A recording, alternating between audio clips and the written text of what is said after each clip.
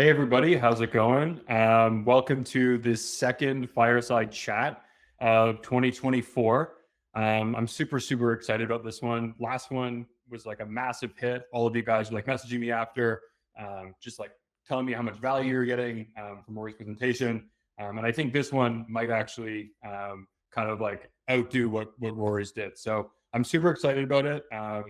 Before we get into introducing Savannah and getting into presentation, I want everybody in the chat right now to just like spam it. Tell me where you guys are calling in from. It's always really cool to sort of like see where everybody's calling in from, and yeah, who's actually on the call. So definitely like spam the chat.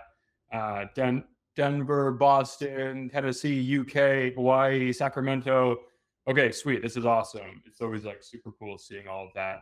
It looks like we're over 100 people now. So with that, I'm going to introduce Savannah, who's going to be breaking down sort of the top ad concepts, the top ad styles, or she's using to stop the scroll in 2024. And so without further ado, here is Savannah. Hello. So excited to be here. Wow, the chat is blowing up. I am streaming today from Las Vegas, Nevada. Really excited to be chatting with you guys all about my favorite ad formats and hooks that I'm using for my clients to stop the scroll. So I'm going to go ahead and share my screen. Give me a big thumbs up in the chat if you can see my screen all right. If not, I'll have Zach yell out. But great. So let's just dive right into it. So who is the Social Savannah? So some of you may know me from Twitter or on LinkedIn. I've been working with e-commerce brands since April of 2020, helping them with their TikTok ad creative strategies and Meta ad creatives. I have a small but very expert team of trained ad actresses and editors, currently working with over 40 creators now and 10 editors, and we create hundreds of ads for clients each week.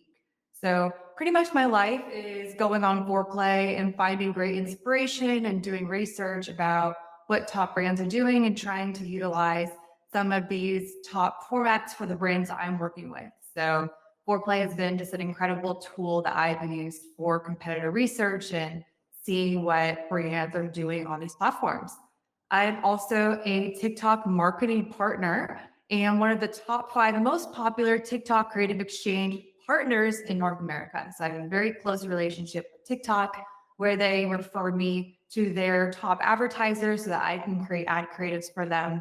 So I've had the pleasure to work with some of the largest brands on TikTok and Meta, including Wayfair, Belt Basics, Shopify, Hydro Flask, Athletic Greens, Farmer's Dog, just to name a few. Currently working with over 50 clients a month to get them anywhere from 2 to 6 ad creatives per week. So turning out tons and tons of ads. So based off of the hundreds of ads I'm making a month, I've put together a deck of the top ad formats from 2023. And specifically, I'm going to be sharing examples that I think are going to be still beneficial to carry over to 2024. So these are formats that have had really great longevity on TikTok and Meta. As you know, we all want formats and ads that are going to scale and have a long shelf life, as they say. So these are formats that worked really well last year and that I'm going to continue to make in 2024. So let's get into it. So let's start out with the solo skit. So this is a really great one, especially for TikTok because it looks super organic. The way you can film this is very low budget, very easy. Essentially, it's one person that's playing the role out of multiple characters. So in the first one we did for Bumble, she's playing herself as well as her date. And the second ad we did for Bill, it's a girl who's playing her boyfriend and the girlfriend, where you're shopping for new clothes, and the girl is giving him recommendations. So I really like this ad format because it has typically a really high watch time and also, of course, a great conversion rate. So doing more solo skits is definitely something that I'm going to be doing more of in 2024. Next, we have the Greenscreen format. So this is a classic ad format, and it's something that I've been testing for years now, and it still works really well. So whenever I'm working with a new client on Meta or TikTok, one of the first type of ads that I make for them is a green screen type ad. So you can either green screen over B-roll that you take, you can green screen over the website, you can green screen over a Google search of your product. There's really so many ways to use the green screen, but I would say it has to be a staple in your ad account. There's really no clients that I work with that I don't test some sort of green screen format ad for. So test this one if you haven't already.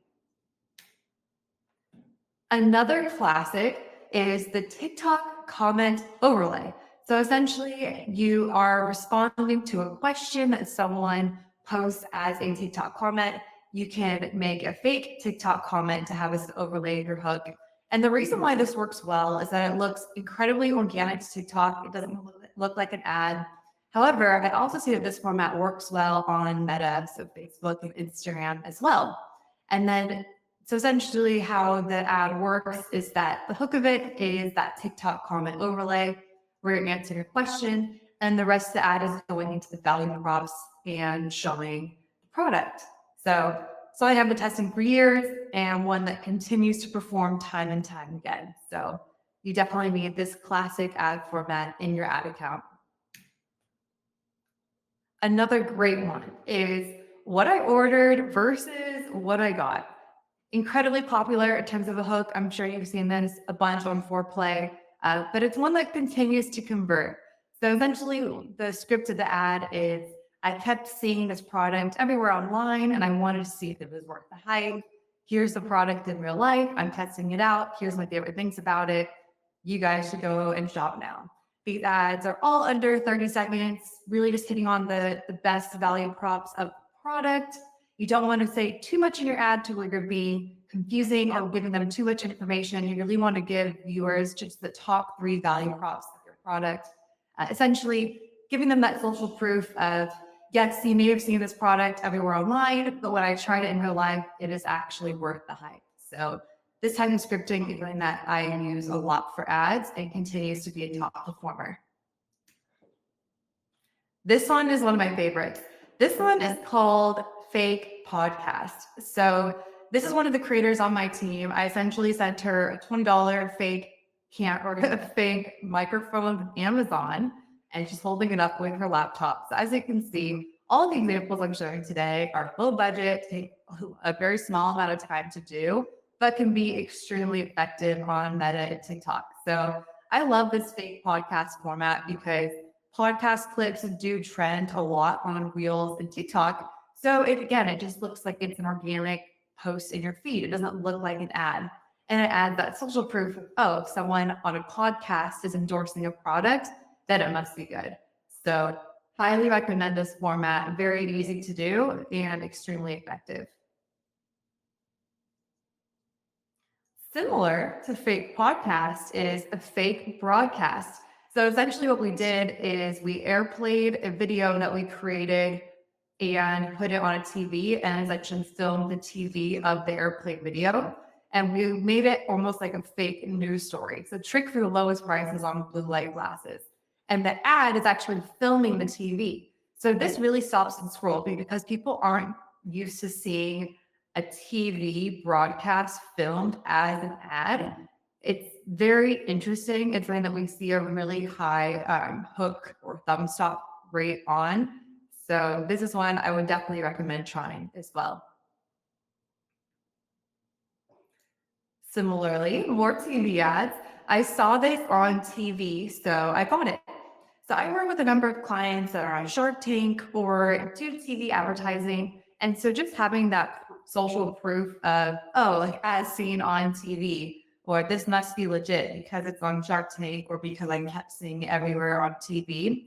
And starting with that hook of showing the video on TV and then going into the B-roll of using the product and all the value props, I've seen this as an incredibly effective ad format. So yes, I saw this on TV, so I bought it. Next, we have, I saw this on TikTok. So you can say, I kept seeing this all over my For You page and I wanted to test it out to see if it was worth the hype. You can green screen an existing TikTok video or you can do a green screen over the TikTok profile of the brand. So this has been a really great ad format, a great complement to I saw this on TV. It's also testing the iteration of I saw this on TikTok and I tried it, so you don't have to. Next, we have fun facts about your product. So you can say the top 5 value props of your product. The reason why I like this format is because you can share the most important part about your product or service in a very concise way, in a way that is kind of entertaining. People want to see what those fun facts are. So we do find that people watch more of these type of videos. So fun facts about X is one that I would definitely have in your ad account. As you can see in these videos too, we do a lot of mashup concepts, which essentially means that we're utilizing multiple creators, multiple faces inside the ad. That ad's actually social proof. There's a lot of people trying it, so it must be good. If a lot of people liked it, people also can see people in the ad that they relate to more than others. So I have found that utilizing multiple talent in one ad can perform better in some cases than just utilizing one talent. So doing a mashup ad of different creators is extremely effective. 3 reasons why. This has to be one of my all-time favorite ad formats, and that's because it just works. You can share the top 3 reasons why you should purchase in less than 30 seconds. It's a format that has just been tried and true, and I'm sure you've seen a lot on foreplay because a lot of brands do 3 reasons why, but they do it because it's effective. So when I'm working with a new client, 3 reasons why is one of those styles that I keep going back to over and over again, and one that I will test for any new client. Next, we have a comparison ad. So you can do a side-by-side comparison of a competitor or an efficient way that you used to do something and how your life has improved now that you're doing it the new way. So I really like the split screen format in order to show a comparison of a generic versus bioavailable multi at the first ad, or in the second ad, we're showing it used to be so cumbersome to have to cook dog food yourself. Here's how easy it is, just buying a farmer's dog and utilizing their dog food. So comparing to a competitor or comparing to an inefficient way of doing something is an extremely effective ad format. Next, we had the car testimonial. So this is really interesting. I have been collecting data on the ads that we've been doing. And one really interesting data point is that ads that are filmed in a car, testimonial style, are doing better than ads that are filmed in your house, for instance. Something about being in the car just makes it look so authentic. It makes it not look like an ad, and it gets people to watch. So that's something that I've been doing for clients is this car testimonial format. Essentially, I'm telling the creators, film the hook in your car, starting the testimonial there. You can incorporate other B-roll that's outside of the car, but at least having the hook inside of the car, giving a testimonial, it makes it seem like an influencer on Instagram is just stopping her drive or in the parking lot and just needs to share something about her favorite product. Looks really authentic. So filming a testimonial in your car is a little hack that I've seen work well for a lot of clients. This one is really cool. This one I like to call phone inception. So as you can see in the example, you are essentially filming yourself in multiple settings with the product and then taking a screenshot on your phone of the last frame in that video and then showing it on your phone or in the next setting. So it's a great way to show your product is versatile and you can utilize it in multiple places. As you can see for these earplugs we're saying, you can use it for sleep, you can use it at a concert, you can use it at a football game, and showing all those different use cases in a really eye-catching format. So this one takes a little more planning to execute as opposed to a car testimonial ad, but I've seen that the juice is definitely worth the squeeze on this type of ad and one that I've been testing across a lot of clients. it just looks cool. I think it captures attention and people just want to watch it because people like watching cool transitions on TikTok and Reels. So it fits into the content that they're already enjoying. Speaking of fitting into content that they're already enjoying on TikTok and Reels, ASMR is a really popular format, not only on organic TikTok, but also works really well for ads. So you could do ASMR, of course, with sound, whether it's tapping sounds or slurping, or even a visual ASMR of applying sunscreen or doing a really aesthetic unboxing and listening to the sounds of the unboxing of the tissue paper or opening a package. So people will stay to watch ASMR ads. And it's something that if it makes sense for a client, I will absolutely test.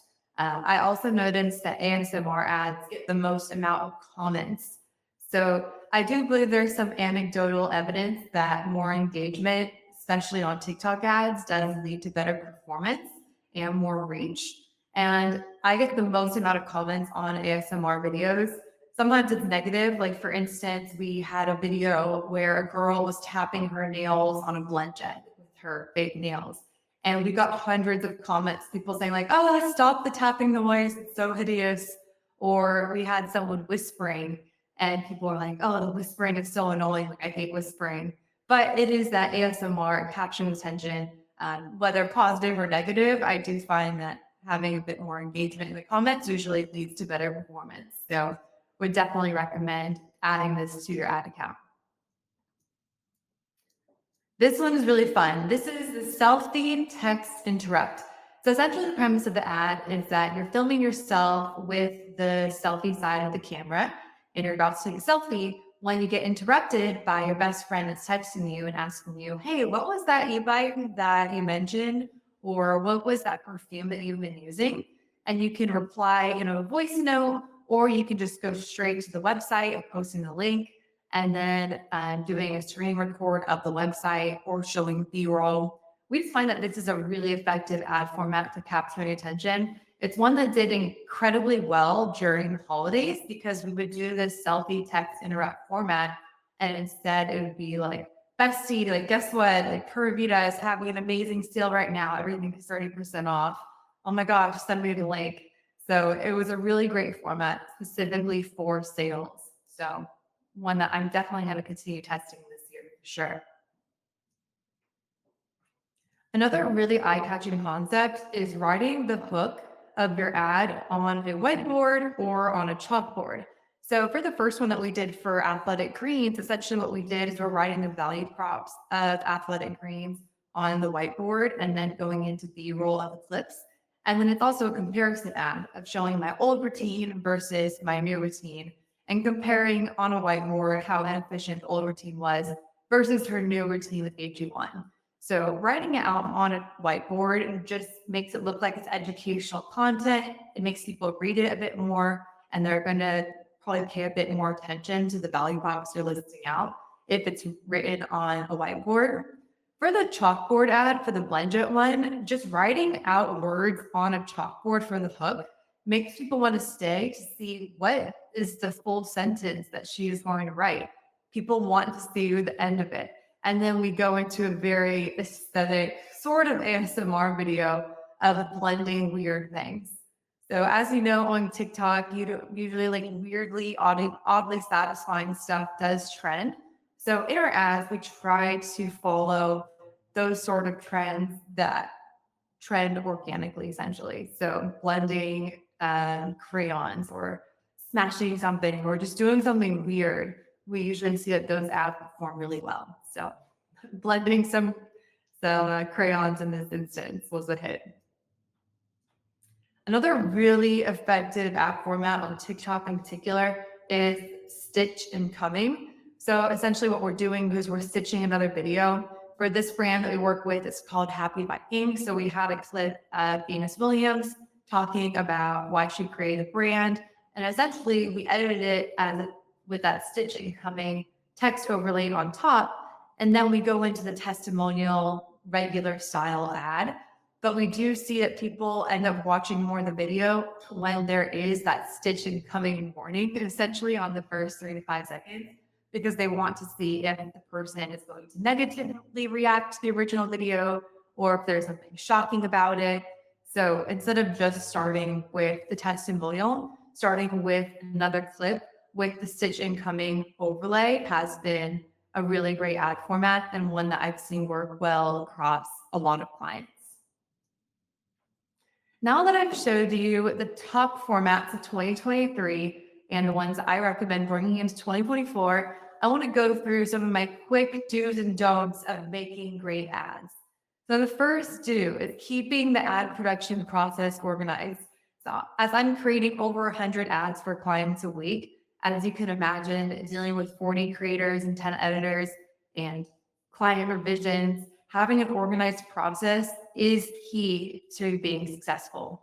I like utilizing project management tools like Trello in order to keep the process organized. There's also competitors like Monday, Asana. Doesn't really matter which one you choose. They all essentially serve the same format of keeping things in timelines and just making sure that things are really easy to read, easy to access, whether you're storing things in Dropbox or Google Drive or Notes and Notes. Just being organized should be your top priority. And that's going to allow you to create ad creatives much quicker and more efficiently, as opposed to trying to keep up with random Slacks and emails or files, and it will get messy really quickly. So focus on building out a great process. Another important tip that I have is building long and trusting relationships with creators and editors. So as I mentioned, I have a team of 40 creators now. Some of them I've been working with for over 2 years. So being able to go to the same creators every single week and have them film for different clients that I have has been a really effective strategy, as opposed to what some agencies do is they will go and contact random creators every week for different clients and have these one-off transactional relationships. I just find that I'm able to build these long-term relationships with creators where I'm going to them every single week for content.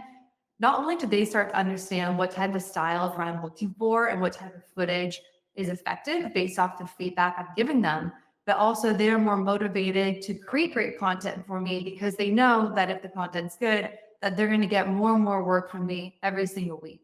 So having that two-way relationship with creators where it's mutually beneficial, they see the benefits of creating great content for you, and it's not just a one-off transactional relationship. That's been really key for me in building my business. Another tip is look for new ad inspiration weekly. So Foreplay has been at the top of my list for tools that have really transformed my process in 2023. I used to have some very inefficient ways of looking for ad inspiration, including just having multiple meta ad library bookmarks saved.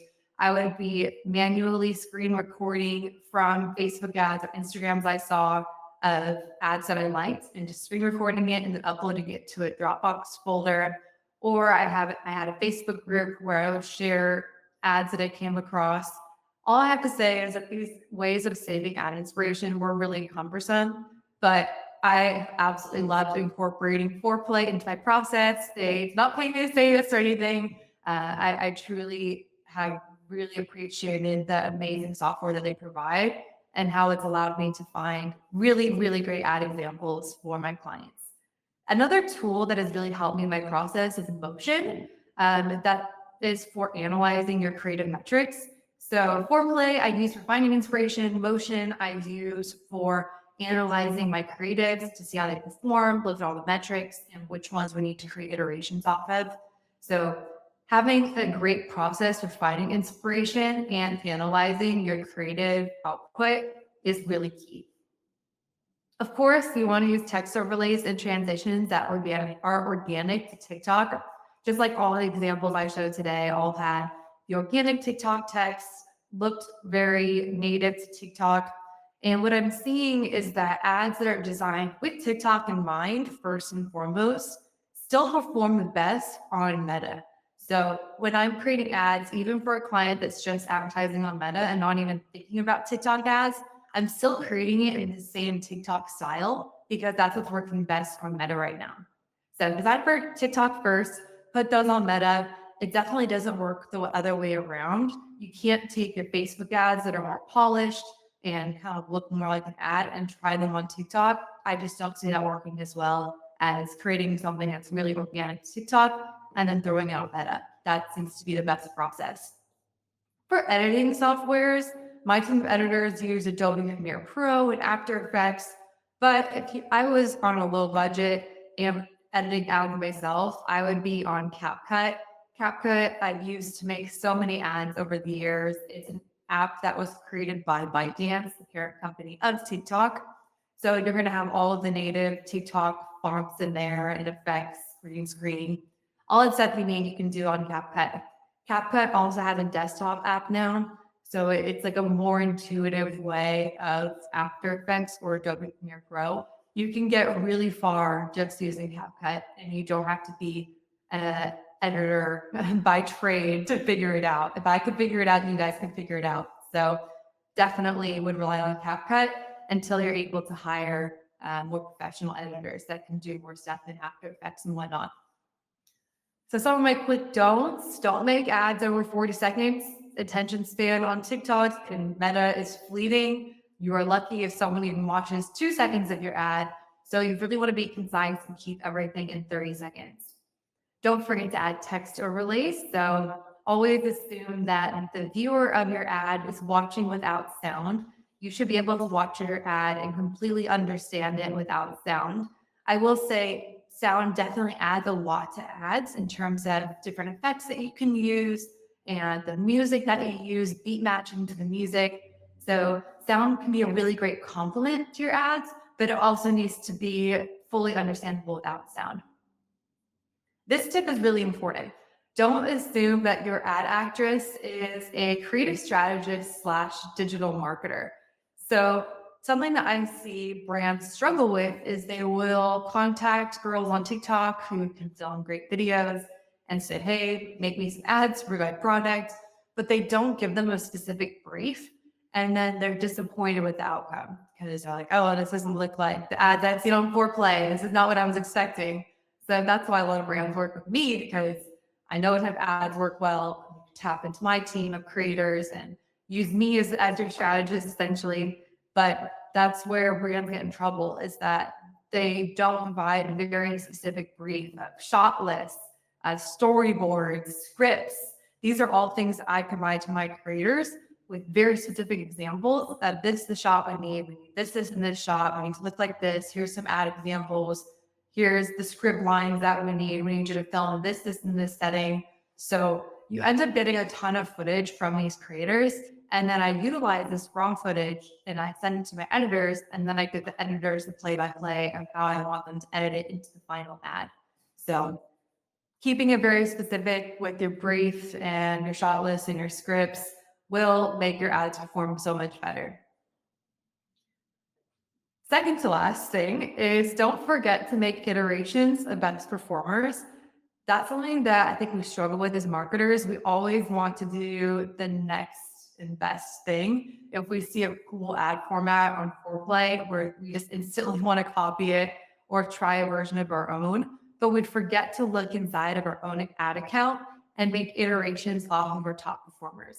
That's something that I think is, you need a 50-50 split between 50% of your effort is creating brand new ideas, utilizing inspiration you're seeing in Foreplay, but then 50% of your effort should be for making iterations off of your top performers, or making tweaks to ads that were low performers, but figuring out if I can change the hook, if I can change the script, if I can change the talent in the ads, can I get more life out of this ad, and can I get a better performance? So on a weekly basis, I'm looking at the ads for my clients and changing the hooks on the top performing ads, changing the script slightly, changing the talent, changing the timing, making it 20 seconds to 30 seconds. Creating these small iterations can unlock so much performance. So you don't have to be creative all the time. You don't have to always be coming up with the best ideas. Sometimes you need to go into your ad account and make tweaks off your best performers to really see a lot of scale. So I always like to mention, just don't forget about iterations. They're just as important as trying these brand new, cool concepts. And lastly, please stop utilizing copyrighted protected music and ads. I see it all the time on foreplay, especially for brands that are advertising on TikTok. And I cringe every time I hear a popular song and ads. It's not worth the lawsuit. So I always like to leave with that tip. Don't do it, even though it's so tempting to utilize these top trending tracks. Alrighty, so that's it for my presentation. You can definitely get in touch with me on my website and my socials. And I really look forward to hearing all of your questions in the chat. I'm on mute. Awesome. Thanks, Savannah, for that presentation. And there's a ton of questions that we need to get through. Everyone is kind of like hitting up the chat as you're going through. And so if you're down for it, we can just kind of hop into these. I'll go through them and hope we can get some answers for everybody. So the first one was from Oliver. And he was just curious about advertising higher ticket products on TikTok specifically. And if there's like any strategies there to those or to get all there. You said higher AOV products? Yeah. Yeah, for TikTok, I would say just keep your expectations low for getting a purchase off of the first click. It's definitely something that should be a part of the customer journey. Like someone sees you from a Facebook ad, they're being targeted on TikTok, then they come to Google. So I work with a client that sells high-end luxury furniture over $2,000, and they are advertising on TikTok, but we're looking at other metrics like add to carts, for instance, something more higher up the funnel as opposed to purchase, because we know that it's very unlikely that someone's going to see a TikTok ad and purchase right then for $2,000. But it can be a great part of the journey where it's like the second or third touch point that they're seeing an ad, and then they finally convert once they see a Google shopping ad or something. So it's a touch point, but it's not, I would say, don't rely on it being like a first purchase from like the first click, essentially. Right. Cool. The next one's from Shannon, sorry. And she's just wondering what your process looks like for scripting your client's ads. Do you use them with sheets? How are you kind of presenting those to a client? Yeah, I'd love to hear your workflow on that. Yeah, I like utilizing Notion. That's something that we've been putting in our workflow over the last year. I just find it's really easy to keep certain boards essentially for our different clients. And then within the client board, we'll have all of our scripts right now. Google Docs definitely does the job. I've used Google Docs over the years, but I have found that Notion has been my go-to tool to keep things organized, especially in the last year. Cool. And so Moa is wondering how long after sort of testing a TikTok campaign is it ready to scale? And then what does your scaling sort of methodology look like? Is it, by duplicating AdSense or ad sets or increasing the campaign budget? Yeah, I mean, quick plug, I do have a TikTok ads course available on my website where I go into a lot more detail that I can explain in a 30-second answer. But in short, essentially, you want to season the pixel, get enough purchase and add to cart from a pixel in order for you to exit the learning phase. And then once you're seeing ads and your ad sets doing well, then I simply add budget onto those ad sets and then try launching new ad sets and different interests, different lookalikes to see if we can get more scale that way. Has that changed at all since you started running on TikTok? Like, has it been evolving, or is it kind of like still tried and true for you? It's been consistent since you started running TikTok. For TikTok, when we first started in 2020, it was more about having a lot of different campaigns and ad sets. But in the last year in particular, it has gotten a lot more consolidated. And similar to Meta, they want you to rely off their machine learning to choose the targeting, et cetera.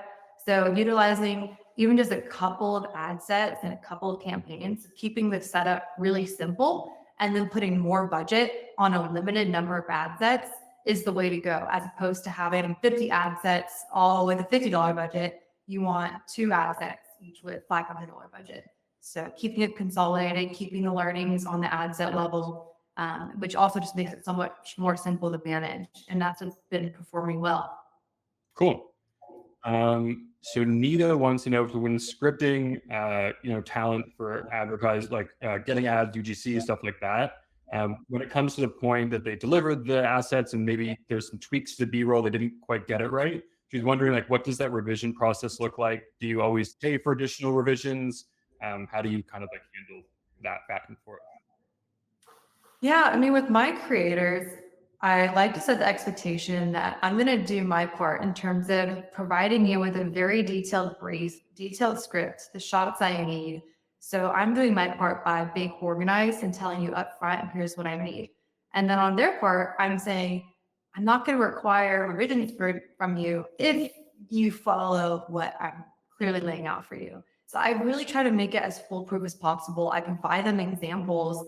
I'll link out foreplay boards and different ads of this is the type of shot I'm looking for. And it's either they do it or they don't. And it becomes like unarguable. It's like, did you follow the instructions or not? And I think that's where my point about if you leave the brief open-ended, then you're going to be disappointed. I think with my creators, luckily I've worked with so many of them for so long that they understand what I'm looking for and they understand the expectation. If they miss something in the brief, I will just kindly point out, hey, you missed this shot or you missed this script line, and then they'll happily go and provide it. So do your part by being organized and clear on your expectations. And then on their part, they're going to be happy that you're not just leaving things vague and then asking for a ton of revisions when it's not what you expected. And then building these long lasting relationships with creators, then they start to understand, okay, this is expectation, that's what she's looking for. And if I don't do this, then I'm gonna have to refilm it. So that's been my process. Cool. So talking about like video length and like lengths of ads, Joanna wants to know, is there any sort of, tried and true sort of like length of ads that you hit, or is it really dependent on the product? Is there anything that you're overutilizing right now in terms of just like runtime and duration for the stuff you're producing? 20 to 30 seconds is a sweet spot. Some ads perform well at 15 seconds. I would say you can get shorter with your ads when it's something that's more visual. For instance, a cute shirt. Everyone can look at a cute shirt and instantly think to themselves, do I like it or do I not? So that ad can be 15 seconds. However, if you're selling something more complex, like a medical testing kit or something where you have to explain the process, explain the benefits, that's going to be extremely difficult in the 15-second ad because it requires that voiceover and explanation. So that might make more sense to be a 40-second ad. You still only want to say the most important parts of your product or service and then leave the rest of it to your landing page, to the rest of the explanation. You don't want to throw too much information at people. You essentially just want to hook them and get them to the website. And then on the website, that should be where most of the explanation is. So that's my answer to that. Cool. And then in terms of like the actual contents of the ad, what do you put more importance on? James is wondering like the ad format and like that's what you're focused most of your time on, or like the messaging angle and concept? Definitely the ad format. The messaging stays very similar, especially if we're working with a product for multiple weeks or a month or years. Like, for instance, the Blend Jet, I've been working with them for years. We create hundreds of ads for them. It's a portable blender. The messaging is really similar for every ad. Like it's portable, it's rechargeable, it blends. So we're not really trying to reinvent the wheel of trying to find new messaging angles. But what we're trying to do is figure out what's going to stop the scroll, what's going to get people to the website, what's going to cause intrigue, what's going to stand out in the feed. That's where the real creativity and the work comes in. But in terms of the messaging points, I would say it remains the same. Cool. And Sebastian's wondering if you have any, brands that you look up to where the demographic is very Facebook focused and like 50 to 55 and up in terms of demographic. Is there any brands that come to mind, people who are crushing it, advertising to that niche? Yeah, there's a former client called Dermatology. It's spelled like dermatology, but without any vowels. And they target women over 40 for skincare. And they continually crush it with their ads. Their videos are really great. So that's one that I look for, and one that I have saved my spider on foreplay as ones that I spy on. Sweet. And Haley wants to know what's the legality around stitching other people's content on TikTok? It's a great question. I'm glad you asked it. One thing that you have to keep in mind is that anything that you stitch needs to be a clip that you own. You can't just stitch a random or something trending. So for that example I showed of Serena Williams or Venus Williams talking about a product, that was a clip that we got cleared by the brand. Because the brand's owned by her. They gave us the clip, and then when we stitched it, it's like a fake stitch. It's not a real stitch. So you can't just stitch something random on TikTok. So has to be stitching a clip that you make yourself or that you have clearance for. Cool. Liam is wondering, in terms of like, approving creators, getting new creators into sort of like your ecosystem, how do you like make sure the brand's safe? And like, do you have a process around filtering, making sure that whoever's creating these ads, they're like aligned with, what your clients want and things like that? Yeah, so I keep my creator pool very small, as you know, like I keep it like under 40. So these are like very highly vetted, highly trained people that I've been working with, many for months and years on end. You can learn a lot from their TikTok and Instagram profile, the type of content that they post.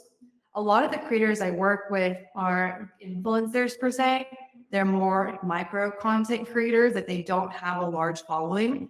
But the reason I work with them is because they understand how to get great lighting, how to film an authentic testimonial. That I would consider them more like actresses than I would consider them influencers, which I found has been a really effective strategy. So identifying creators that understand how to film great clips and how to speak authentically to the camera. That's the number one thing I'm looking for. I'm not really considering their reach on their personal profiles as a factor when working with creators. Cool. Still kind of thinking about creators. Have you ever had clients object to like working with the same handful of creators, or if it's performing, is that all that matters? Usually, if it's performing, it's all that matters. It's kind of the golden rule that clients follow, especially the type of brands I work with. You don't usually, if we find a creator is working well in their ad account, they will want to go back to the same talent and utilize them for different concepts. So we'll see in specific ad accounts, we'll find one talent works really well. So then maybe every other week, we're going to use that same talent. And then on the other weeks, we're going to try brand new talent. So there is a lot of value to finding which creators resonate the best with a brand and utilizing them multiple times. So that goes back to building these long-term relationships with a creator, whether you're an agency or a brand. They almost become face of your brand and become recognizable in your ads. And so when you find that person that is resonating with your audience, you definitely want to go back to them to get more content. Got it. And then I know you actually work like a lot in like health and like beauty and wellness products and stuff like that. And so someone commented creative awareness, which like, do you have any like checklists or sort of, like a process for making sure that you don't get rejections on Meta for like body shaming, false promises? What are the guidelines that, you try to like stay within to make sure that you don't get those account rejections? Yeah, I would say staying really familiar with the ever-changing policies on TikTok and Meta is so important. And as a TikTok marketing partner, they actually hold every couple of months they'll hold seminars for their partners and go through the latest ad policy changes and provide examples. So I'm lucky that I have a really great relationship with these platforms, and so they're also motivated to keep their creative partners on top of any policy changes. One of the big ones for TikTok that changed was comparisons are allowed now, especially for beauty before and afters. That was one that was banned for a long time. That's now allowed, and one that we've seen perform super well on TikTok since that policy change happened. Mm. And so obviously like a big part of this talk was like about like stopping the scroll and like hook rate and all that kind of stuff. But we had like two people actually asking, does it always correlate, higher conversion rate, as well as like hold rate? And then are you independently trying to optimize when you're like going through iterations and stuff? Are you independently trying to optimize like conversion rate as well? Or is it kind of just like, let's only focus on sort of thumb stop and then everything else should be downstream? Yeah, I mean, my North Star is always performance. Like I'm looking at which ads have the highest amount of spend with like the relatively lowest CPA. So I'm always looking at the ads with the highest spend as these are the best ads. But I do think that metrics like thumbs up and hold rate are directional. There may not be an exact correlation with conversion rate. I actually see that the highest correlation with conversion is hold rate. So hold rate is the metric that is how long do people actually watch to the end of your ad? Are you holding them after that thumb stops? So that one has a pretty high correlation with conversion. I would say that they're all directional, and it's more to form hypotheses around how you want to tweak your creatives. Of course, you're going to want to iterate off of your top spenders and the top performers, but looking at thumb stop and hold rate and click through rate helps you, especially creative teams, helps them ideate. Okay, if I was to take this really top performing thumb stopping hook and combine it with elements from an ad that maybe has a weaker hook, but has a really great hold rate, maybe the body of ad number 2 is better than ad number 1. So we can swap it, put the good hook with the good body and see if that coming together, if that makes top performing ad. So that's how I like to think about it. Cool. We've got like one last one, which I think is a good way to kind of like round it up. And so we have someone that just graduated from college. They started like their first full-time job, like in the space. They're wondering, what secret industry advice or tips do you like wish that you knew when like starting your career? And this could be like actually performance around creating ads, or like maybe even just like how to progress your career. What would you say is like the number one thing that you wish you had known when you had started? Yeah, I mean, I would say getting involved in online communities around like direct to consumer marketing has been something that's really helped me. And maybe I'm I was a little bit late to the game. That if I was to join these communities in college. So essentially, Twitter has a really great community of marketers, brand owners that are sharing advice. LinkedIn is now popping off as a place where people are sharing really great tips. So getting involved in those conversations has something that has really helped me in my own agency region. Is just posting on there, providing value, and then getting involved with other people's posts. And then from my own experience, I started working at an e-commerce marketing agency in 2018. And then I left to start the Social Savannah in 2020. So having 2 years at a marketing agency where I can look at a really broad amount of clients, see how things are done from the inside. That's working at an agency is a crash course in project management, client communication, and also, of course, just like the technical, like the ad accounts, the creating. So that really helped me in my career is starting at an agency, and one that I would recommend for anyone out of college. Cool. Awesome. Well, I think that's a good place to sort of wrap it up. You made it through all of the questions. I just want to give like the floor back to you. Is like, where can people kind of like contact you in the most efficient way, whether it's like Twitter, LinkedIn? Then I also know that you have some courses and stuff. So where can people find those if they want to kind of continue the education and start kind of learning more? I'll give you kind of the floor to plug what you want to plug. Totally. I'm putting my website in the chat right now. My website is thesocialsavannah.com. That's the best place to get a hold of me in the contact form if you have any questions or wanting to get in touch about my services. You can go to my website. My website also has my courses. So if you're interested in TikTok media buying, I have a great course on that. Or UGC content creation. If you want to know the ins and outs of creating UGC, that's a great one to look at. And then also check out my ad examples on my website. When you go to my ad examples page on my website, you'll also be able to sign up for my newsletter, which will get you my deck of my top 20 ad formats.